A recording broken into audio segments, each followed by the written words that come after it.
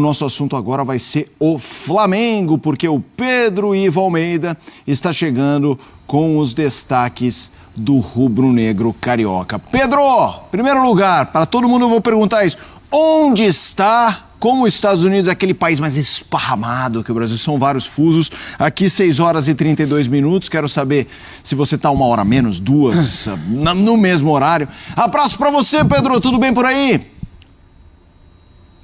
Tudo bem, Mota? Abração para você, um abraço. 17 horas então, 32 minutos aqui, 1 hora a menos em relação ao horário do fuso de Brasília, né, que serve também para São Paulo, para a maioria do território nacional. Eu estou na porta da Universidade de Stockton, base do Flamengo aqui em Atlantic City, mas o Flamengo não joga por aqui, o Flamengo joga na Filadélfia, o jogo da segunda-feira, o primeiro no Mundial de Clubes da próxima sexta-feira contra o Chelsea, também na Filadélfia. E por que o Flamengo escolheu Atlantic City então? Para te falar, seria uma das bases disponibilizadas pela FIFA mais próximas dessa primeira fase, desse primeiro momento do Flamengo aqui. 2 jogos na Filadélfia, a base mais próxima era em Atlantic City, era aqui na Universidade de Stockton. O Flamengo está hospedado a mais ou menos 15, 20 minutos aqui de ônibus, com batedor dá 15, para a gente de carro dá uns 20 minutinhos daqui. Então é isso, sábado de treinamento, repito, na Universidade de Stockton. Estamos aqui acompanhando o Flamengo durante todo esse Mundial, até onde o Flamengo chegar, quem sabe, até as fases decisivas lá em Nova York. E dia de muito trabalho por aqui, né?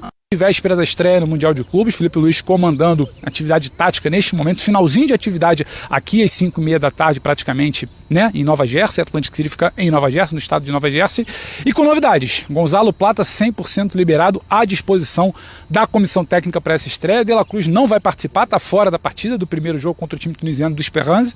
De La Cruz fora, Gonzalo Plata volta e Jorginho pode ser a novidade entre os titulares. São poucos treinos, o grupo todo juntado aqui apenas nos Estados Unidos, Jorginho começando a se entender, se entrosar, mas todos os relatos são os mais positivos possíveis sobre a adaptação, sobre a entrada do Jorginho no grupo, sobre o entrosamento. Então a gente pode ter sim Jorginho titular, ainda mais sem De La Cruz por ali. Jorginho pode ser uma peça de substituição, a entender onde é que Gerson vai estar por ali, um pouco mais centralizado, um pouco mais pela beirada. Arrascaeta deve jogar também, entender se o Plata faz essa dupla de ataque com o Bruno Henrique, muito provavelmente o Pedro pode ficar de fora. Então Felipe Luiz começando a desenhar, entender, montar, testar suas opções para esse jogo de estreia no Mundial de Clubes aqui nos Estados Unidos. Felipe? Deixa eu te fazer uma pergunta que você passou por ela, mas então eu vou remanejá-la, que era mais ou menos isso. A gente viu um Flamengo pré-viagem, né, nos últimos compromissos, tendo sempre uma mudança aqui e ali, essa história do próprio Pedro não sendo titular sempre, porque voltava de lesão, mas chegou um momento que parecia que ele jogaria mais. Pedro, eu queria saber se essa questão do mistério é mais ou menos a pegada do Flamengo, se há essa coisa mesmo de não ter muita certeza do que veremos em campo na segunda-feira. Não que o Felipe Luiz tenha planos A, B e C, ele deve ter o A, mas que a imprensa que está acompanhando o Flamengo não sabe exatamente qual é a rota a ser tomada. Felipe, eu acho que as respostas podem ser dadas amanhã, porque amanhã é véspera de estreia, entrevista coletiva oficial do Felipe Luiz lá na Filadélfia, inclusive no Lincoln Field, estádio da estreia da partida de segunda-feira. Alguma resposta ali ele pode dar, ele pode esclarecer uma coisa ou outra. Não acho que ele vai entregar o time assim de bandeja a um dia do primeiro jogo do Mundial de Clubes. Linha de defesa, Rossi no gol, Wesley pela direita, Léo Pereira, Léo Ortiz, Alexandre, que apesar de não participar do treinamento hoje, é bom reforçar, né, fez um controle de cargas, muitos jogos como titular, seja na seleção brasileira, seja no Flamengo, vem sendo poupado de algumas atividades específicas, não será problema. Então ele fecha essa linha de defesa. Pulgar, ao lado do Pulgar eu imagino o Jorginho podendo ser titular. Não me espantaria o Jorginho por ali, essa é a primeira dúvida. Segunda dúvida para mim é Arrascaeta centralizado, onde fica Gerson, caso ele não faça esse papel de segundo homem com o Jorginho em campo. Acho que ele abre um pouco mais, pode vir da direita para dentro. E a dúvida para mim é o desenho de ataque. Bruno Henrique centralizado, com falso 9, Plata partindo do lado, fazendo quase que uma dupla ali, talvez com o Bruno. Bruno funciona muito bem com esse homem de beirada, o Cebolinha por ali com o Bruno, quem pode formar esse trio de ataque. Então acho que essas são as dúvidas, são os pontos que a gente ainda precisa entender desse Flamengo para a estreia aqui no Mundial. Felipe, foi claro, ficou alguma ponta de dúvida, mas pode perguntar e você fica à vontade. Não. Silas também. Não, tá super claro. É que realmente queria entender essa coisa meio do clima ali de quem tá cobrindo, se é isso, para qual rumo o Felipe Luiz vai partir. O Pedro continua com a gente, mas vamos falar um pouco desse goleiro. O Rossi falou neste sábado, a gente tem, né, nessas últimas horas, vamos ouvir o goleiro do Flamengo que vive grande momento e é uma expectativa rubro-negra para segurar tudo ali atrás.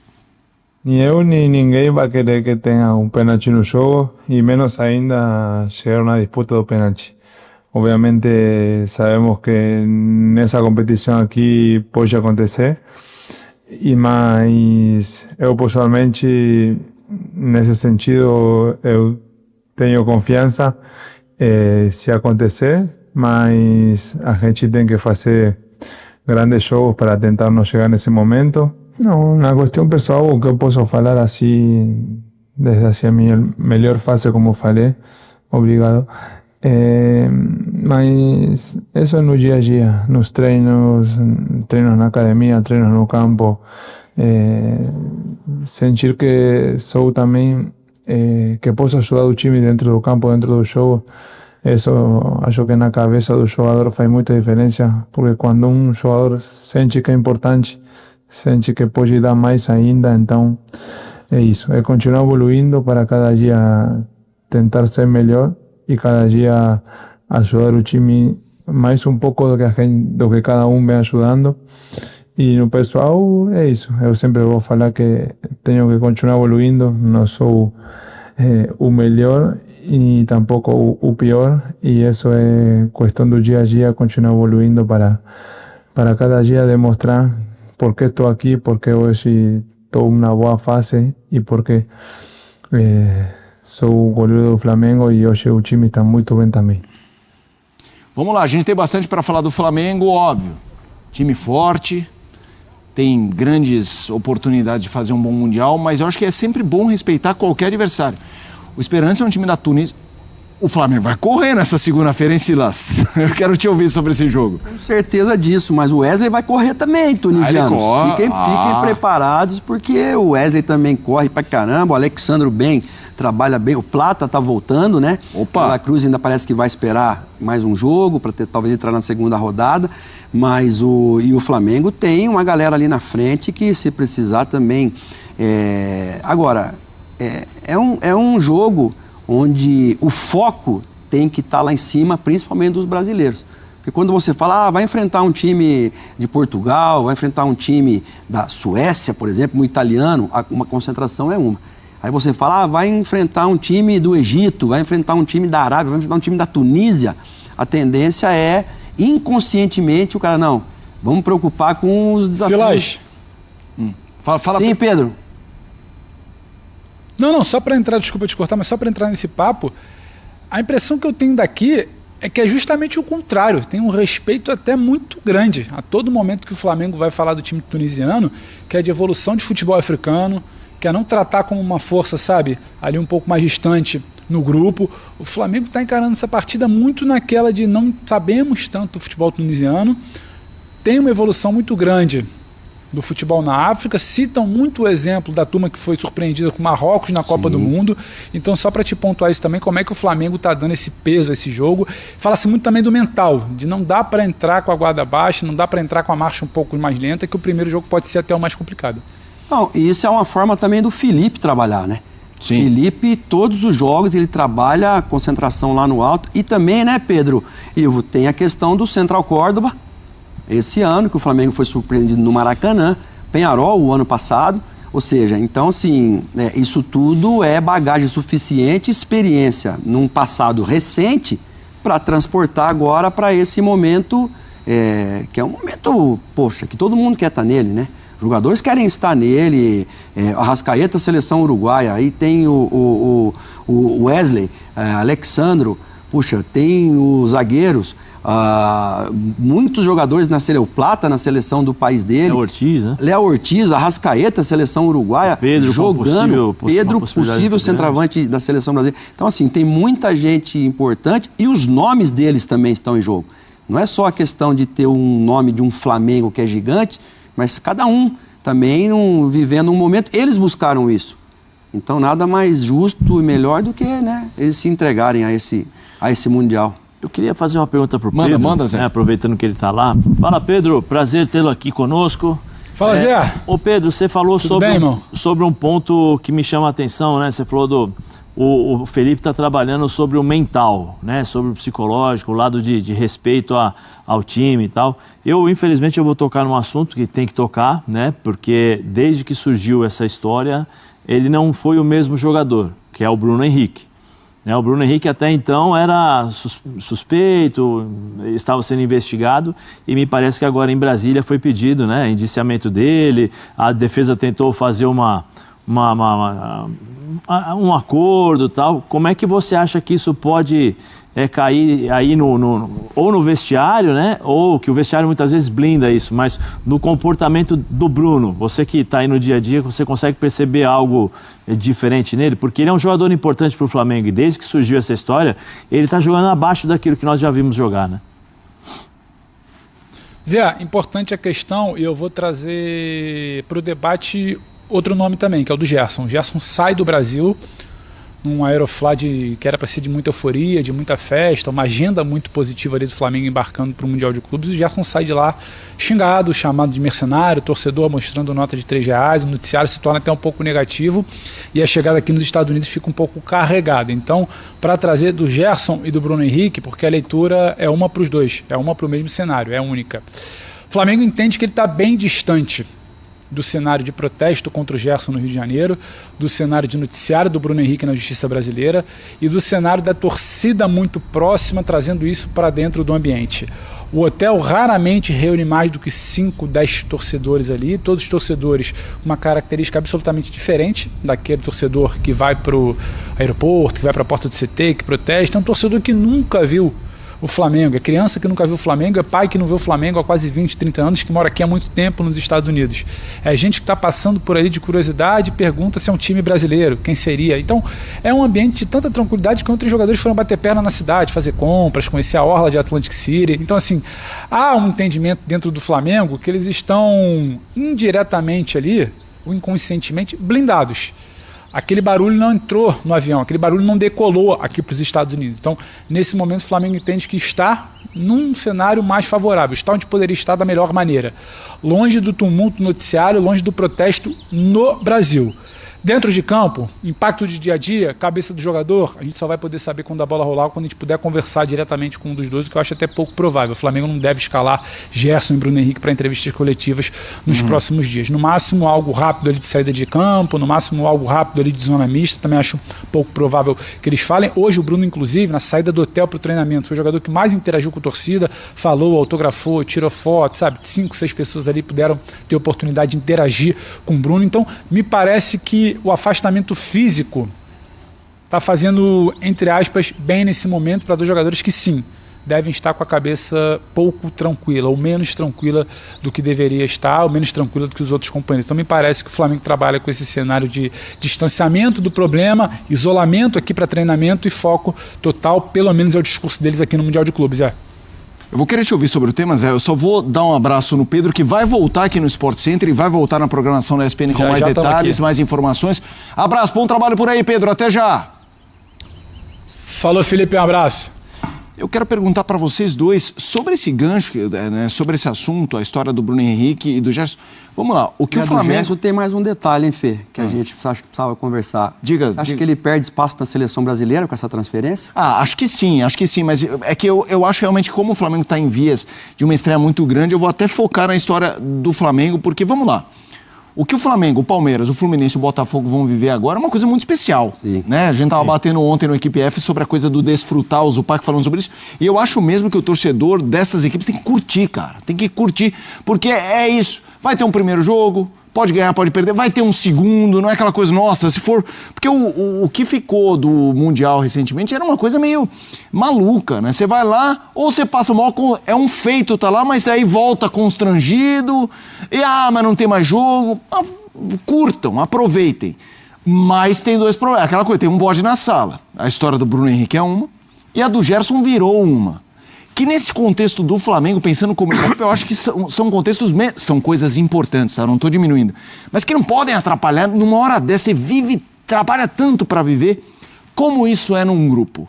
Não se fala, a tendência é não se falar nada sobre isso, ou até juntar e falar, gente, é o seguinte, está acontecendo isso, Vambora, hein, gente? Não dá, isso aqui não pode virar problema. Como é, Zé e Silas? Eu acho assim, por exemplo, eu vivi algumas situações parecidas com a do Gerson, né? De jogadores já negociados e depois jogaram e foram embora. Não afeta em nada. Eu acho que o jogador de futebol em si já está acostumado com esse tipo de situação, sabe que poderia acontecer com ele também. Né? Então, acho que dentro do vestiário, talvez aquela lamentação, pô, o Gerson vai sair, jogadoraço, o cara é importante pra gente, a liderança, tal, vamos perder um pouco a referência, tal. Mas nas experiências que eu vivi em relação a isso, o jogador age normalmente, porque hoje o Gerson, amanhã pode ser um outro jogador. Mas ele entendeu? vai sair, mas até sair vai jogar. Como Sim, fazer também para ele não ficar batido? Mas esses caras, assim, eu já falei no Equipe F e volto a falar, o Gerson em momento algum demonstrou ser um profissional ruim. Pelo contrário, sempre quando entra em campo entrega 100%, é uma das referências, é um cara que assume responsabilidade em campo, tal. Ele sempre foi assim.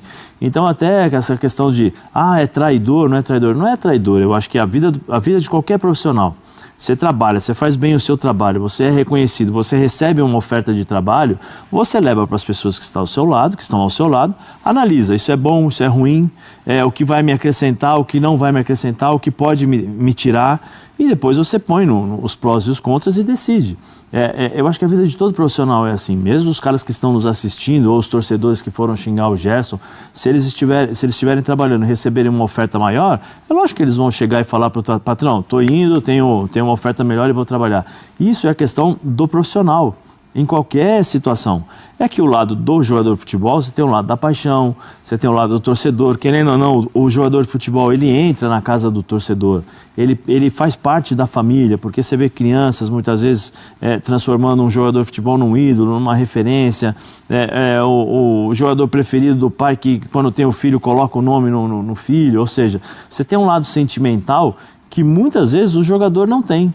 Porque o jogador tem um período curto de profissão, tem período de 15 anos, 15 anos, né, Silas? Mais ou menos 18, isso. E nesses 15 ou 18 anos, você tem um período de alto nível, que você trabalha, depois você tem o reconhecimento e você tem a queda, que é natural por conta da idade, o desgaste, isso tudo acontece. E aí você, nesse período, você vai analisar o que é bom e o que é ruim. Eu falei aqui, volto a falar, eu não critico o Gerson, caso ele aceite, ou pelo menos ele aceitou. Eu não critico, o contrato está aí na internet, vocês podem ver, é um contrato absurdo, que só de premiação ele não vai precisar mexer no salário, só com a premiação que ele vai ganhar de pontos, de assistências, de gols. Eu vou citar um exemplo aqui, a cada 5 pontos do Zenit dentro do campeonato ele vai ganhar 25 mil euros. A cada 5 pontos, se o time dele fizer 15, ele vai ganhar 75 mil euros de bônus. Ou seja, ele vai ter casa, vai ter carro, tudo. Então, assim, são algumas coisas que, mas é mercenário, não é isso. O jogador de futebol, por mais que ele ganhe, ele tem que entender, ele tem que viver o resto da vida. E ninguém sabe o dia a dia do jogador. Porque todo mundo acha que o jogador está lá no carrão bonito, mas ele não sabe quem ele sustenta.